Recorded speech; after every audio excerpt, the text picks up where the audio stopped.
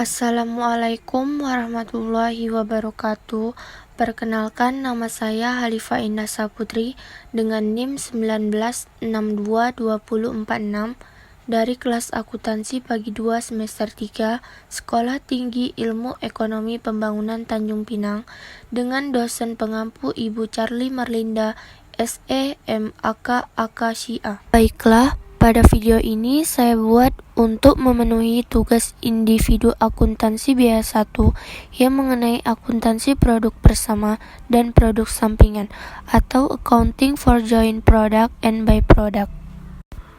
Berikut ini adalah pembahasan yang akan saya bahas, yaitu pengertian produk bersama dan produk sampingan, karakteristik produk bersama dan produk sampingan, akuntansi produk bersama dan produk sampingan, perbedaan produk bersama dan produk sampingan. Sekarang saya akan menjelaskan pengertian dari produk bersama dan produk sampingan.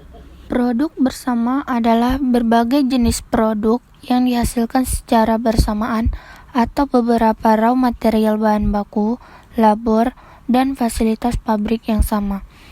Maka dari itu, produk bersama memiliki struktur biaya yang sama satu sama lain karena dibuat dengan proses yang sama.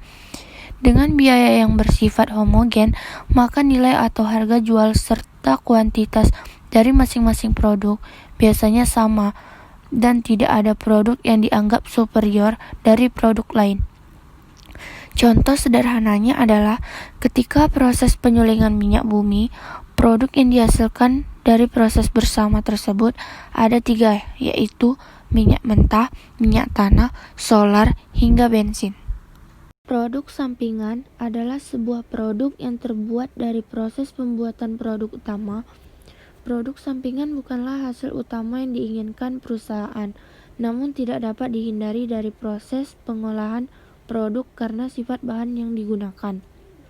Oleh karena itu, produk sampingan biasanya akan berharga lebih kecil dengan kuantitas yang lebih sedikit ketimbang produk utama. Contohnya adalah pada proses penggergajian kayu. Perusahaan ingin membuat kayu lapis dan papan kayu sebagai produk utama mereka. Namun, serbuk-serbuk yang dihasilkan selama proses penggergajian tersebut bisa diolah lalu dijual atau dimanfaatkan sebagai lem pembentuk papan atau pulp yang diolah kertas. Setelah mengetahui pengertian dari produk bersama dan produk sampingan, kita juga harus mengetahui karakteristik dari masing-masing produk.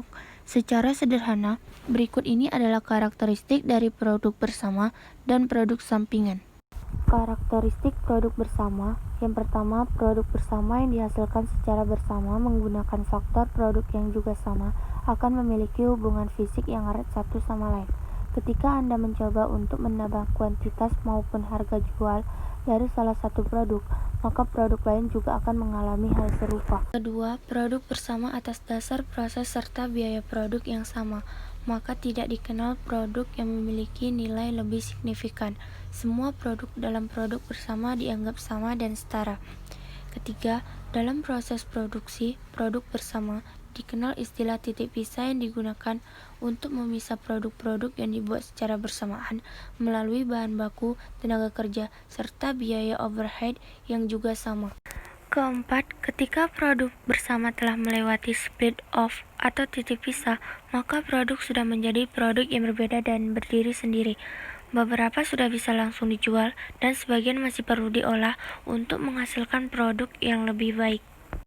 Karakteristik produk sampingan juga ada 4. Yang pertama, produk sampingan dihasilkan secara bersamaan dengan produk utama dalam suatu proses produksi, namun perusahaan tidak memiliki intensi untuk membuat produk ini. Yang kedua, produk sampingan memerlukan proses lebih lanjut sebelum siap digunakan atau dijual. Yang ketiga, produk sampingan memiliki nilai jual yang lebih kecil daripada produk utama. Selain itu, kuantitas dari produk sampingan juga jauh lebih sedikit. Yang keempat, produk sampingan tidak pernah tercipta tanpa adanya proses produksi untuk pembuatan produk utama. Hal ini karena produk sampingan tercipta dari bahan baku produk utama.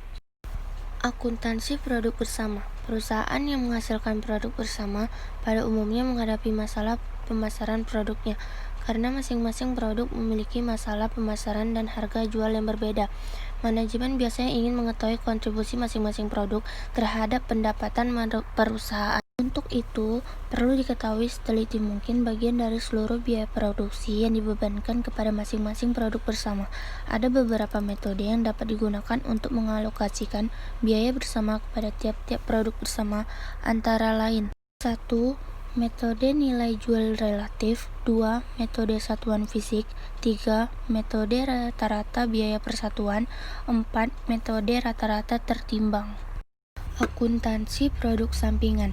Dalam produk sampingan, titik berat pembahasannya adalah bagaimana memperlakukan pendapatan penjualan produk sampingan tersebut.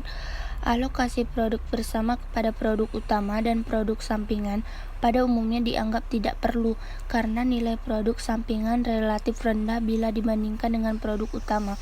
Ada beberapa metode untuk mengalokasikan biaya bersama yang digunakan untuk memperlakukan produk sampingan. 1. Metode tanpa harga pokok, dan yang kedua, metode harga pokok. Dan yang terakhir, saya akan membahas tentang perbedaan produk bersama dan produk sampingan. Produk bersama mengacu pada 2 atau lebih produk yang persyaratan bahan bakunya umum, serta mereka melalui proses manufaktur yang sama hingga titik produksi tertentu. Setelah itu dijual atau diproses lebih lanjut. Sebaliknya, produk sampingan menyinggung produk dengan nilai yang dapat digunakan rendah yang diproduksi bersamaan dengan produk yang memiliki nilai penggunaan yang tinggi. Jadi, di sini ada beberapa buku referensi yang saya ambil dari materi yang tadi saya bahas. Sekian video pembelajaran dari saya.